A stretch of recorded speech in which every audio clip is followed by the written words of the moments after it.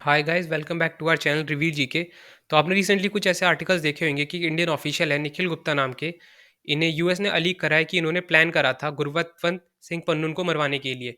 तो जो ये पन्नून है ये एक खालिस्तानी सेपरेटिस्ट है जो अभी यूएस में रहता है। तो आप ये आर्टिकल देख सकते हैं, arrest of Indian national for alleged assassination plot in the United States.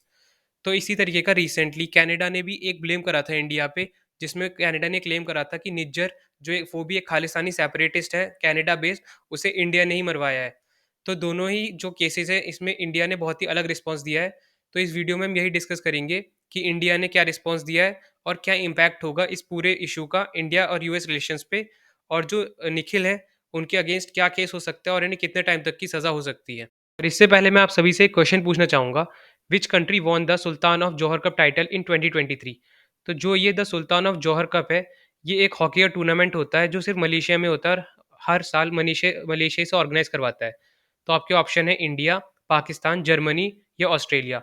तो अगर आपको इस क्वेश्चन का आंसर पता है तो आप कमेंट डाउन कर सकते हैं, वरना वीडियो के एंड में मैं इसका आंसर बता दूंगा। यूएस ने जो एलिगेशंस लगाए हैं वो निखिल गुप्ता के साथ साथ एक इंडियन अननेम्ड गवर्नमेंट एम्प्लॉई है उनके अगेंस्ट भी लगाए हैं कि वो भी इस किलिंग के प्लॉट में इन्वॉल्व थे। तो आप देख सकते हैं इंडिया ने बहुत ही अच्छा रिस्पॉन्स दिया है कि ये हमारी पॉलिसी के अगेंस्ट है, हम कोई भी इस तरीके का प्लॉट नहीं करते हैं। और उसी के बाद इंडिया ने यही बोला है कि एक बहुत ही कंसर्निंग मैटर है कि यूएस इस तरीके का हम पे क्लेम कर रहा है। तो आप सभी को पता होगा जो रिसेंटली कनाडा ने जब क्लेम करा था तो कनाडा ने डायरेक्टली इंडियन गवर्नमेंट को ब्लेम करा था कि इंडियन गवर्नमेंट रिस्पॉन्सिबल है निज्जर की किलिंग के लिए। पर यूएस ने जो क्लेम करा है वो एक इंडिविजुअल पर्सन जो निखिल गुप्ता है उनके अगेंस्ट करा है कि ये प्लॉट कर रहे थे, और इन्होंने कोई भी डायरेक्टली इंडिया पे ब्लेम नहीं करा है। तो इंडिया है वो भी एक बहुत ही अलग तरीके से इसका रिस्पॉन्स दे रहा है, जबकि इंडिया ने कनाडा के अगेंस्ट बहुत ही स्ट्रिक्ट बात में कह दिया था कि कनाडा एक सेफ हेवन है जहाँ पे बहुत ही अच्छे मतलब टेररिस्ट रहते हैं और इंडिया के अगेंस्ट बहुत सारे अलग अलग प्लॉट्स करते हैं। पर यूएस में ऐसा नहीं कहा इंडिया ने, क्योंकि जो यूएस है वो बहुत ही सॉफ्ट लैंग्वेज में ये कह रहा है। और पहले यूएस ने जो ये पूरी डील थी ये मतलब डायरेक्टली इंडिया के साथ पूरी बात करी थी इस बारे में।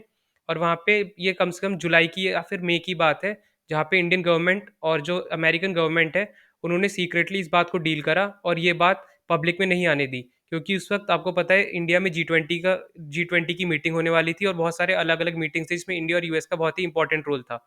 तो दोनों गवर्नमेंट ने बहुत ही अच्छे से इस बात को समझा और बहुत ही अच्छे से इस इशू को सॉल्व करने के लिए आगे प्लान कर रहे हैं।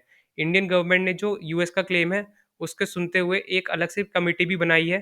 तो आप देख सकते हैं, government forms panel to probe US inputs on plot to kill Pannu.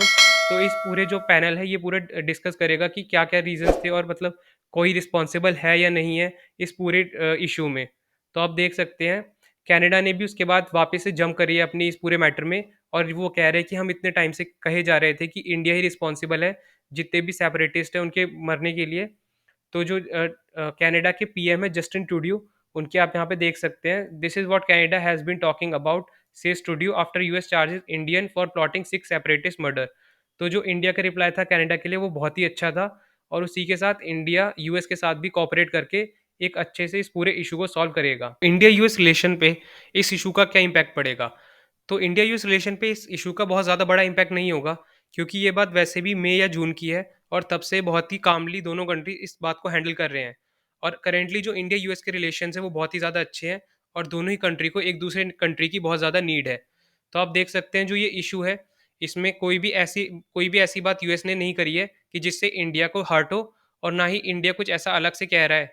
जबकि इंडिया ने और यूएस ने मिलकर बहुत सारी मतलब कमिटीज़ है, जितने भी पैनल्स हैं वो सब मिलके काम कर रहे हैं। और इसी के बीच जो हमारे एनएसए है, national security adviser Ajit Doval ji, वो भी अपने US counterpart Jake Sullivan से मिले थे और उन्होंने इस पूरे इशू के बारे में डिस्कस किया। तो हम इस केस को यूएस के पॉइंट ऑफ व्यू से देखने की कोशिश करते हैं और जो उनके हिसाब से इस पूरे केस का टाइमलाइन है वो डिस्कस करते हैं। तो यूएस के अकॉर्डिंग इस पूरे केस में 5 लोग इन्वॉल्व हैं, जिसमें पहले हैं CC1, Nikhil Gupta, CS, UC और एक विक्टिम। तो जो CC1 है ये एक इंडियन इंटेलिजेंस ऑफिसर है जिन्होंने हायर किया था निखिल गुप्ता को। तो निखिल गुप्ता वही है जिन्हें अभी अरेस्ट करा गया है और ये एक 52 ईयर ओल्ड इंडियन नेशनल है और इनके अगेंस्ट पहले भी कुछ केसेस चल रहे हैं। और जो थर्ड मेंबर है वो है CS। जो ये CS है ये एक डायरेक्टली जो यूएस की लॉ इन्फोर्समेंट है उसके साथ कनेक्टेड थे। और फिर है यूसी अंडर कवर ऑफिसर है जो डायरेक्टली जो यूएस है उसकी किसी स्पेशल फोर्स के अंडर आते थे। और जो लास्ट है वो है विक्टिम।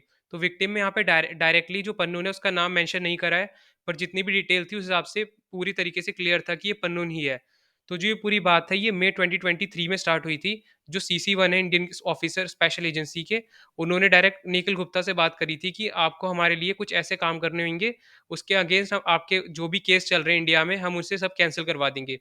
तो मई में ही ये सारी बात हुई थी और जो सीसी-1 है उन्होंने निखिल गुप्ता को बताया था कि हम ऑलमोस्ट $1,50,000 तक का अमाउंट दे सकते हैं किलिंग के लिए। तो उसी के बाद जो निखिल गुप्ता है उन्होंने आगे सीएस उनसे बात करी थी और उनसे बोला था कि एक मुझे इस तरीके का हिटमैन चाहिए जो इसे पन्नून को मार सके।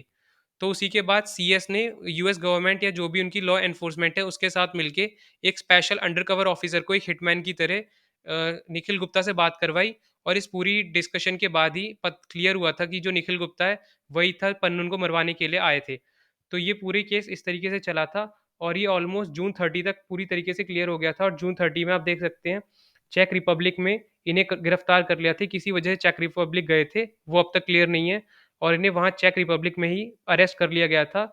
उसके बाद इन्हें यूएस भेज दिया गया और अब ये यूएस के कस्टडी के अंडर है। यूएस की तरफ से जो इस पूरे केस को हैंडल कर रहा है वो है डीओजे, डिपार्टमेंट ऑफ जस्टिस।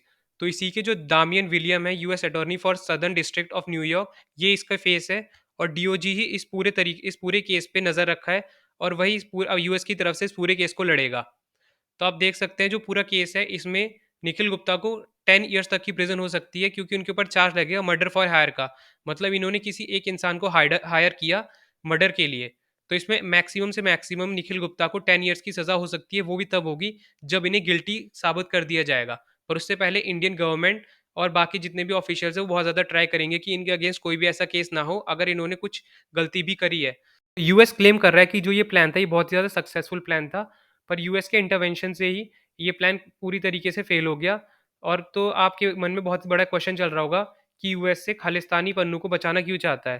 तो यूएस है ये एक तरीके से दोगलापन दिखाता है। ये हर एक कंट्री के अगेंस्ट भी कुछ ना कुछ मतलब करना चाहता है। तो जो भी एक कंट्री की वीकनेस है उसको भी हमेशा पकड़ के रखेगा। तो आप देख सकते हैं उसी तरीके से इंडिया जैसे आज बहुत ही बड़ी सुपर पावर बनने की रोड पे चल रहा है, आगे जाके जब ये बहुत बड़ा सुपर पावर बन जाएगा तो अमेरिका के लिए दिक्कत हो सकती है। इसलिए अमेरिका जो एक इंडिया की वीक पॉइंट है खालिस्तानी मूवमेंट, उसको बहुत ही ज़्यादा एक तरीके से बचा के रखना चाहता है ताकि आगे वो यूज़ कर पाए।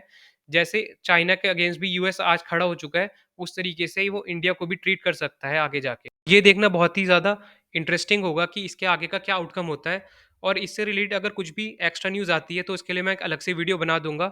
तो हम वापस आते हैं अपने क्वेश्चन की तरफ कि कौन-सी कंट्री है जिसने the Sultan of Johar cup का टाइटल जीता है? तो जो इसका आंसर है वो है जर्मनी। तो आप ये देख सकते हैं Germany lift Sultan of Johar cup for second time. तो जो ये जौहर कप का है वो 2011 से शुरू हुआ था और हर बार ये मलेशिया में ही होता है। तो आप देख सकते हैं इंडिया भी इसमें 3 टाइम्स चैंपियन है। 22 में भी इंडिया जीता था और 2013 और 14 में भी इंडिया जीता था। और इस बार जो इंडिया का रैंक है वो थर्ड आया है, मतलब इंडिया ब्रॉन्ज जीता है पाकिस्तान को हरा के और फर्स्ट जर्मनी आया है, सेकंड ऑस्ट्रेलिया आया है। तो होप सो आपको ये वीडियो इंटरेस्टिंग लगी हो और अगर आपने अब तक वीडियो को लाइक नहीं करा है तो लाइक कर दीजिए, चैनल को सब्सक्राइब कर दीजिए और हमारे टेलीग्राम चैनल का लिंक डिस्क्रिप्शन में होगा, आप उसे ज्वाइन कर सकते हैं।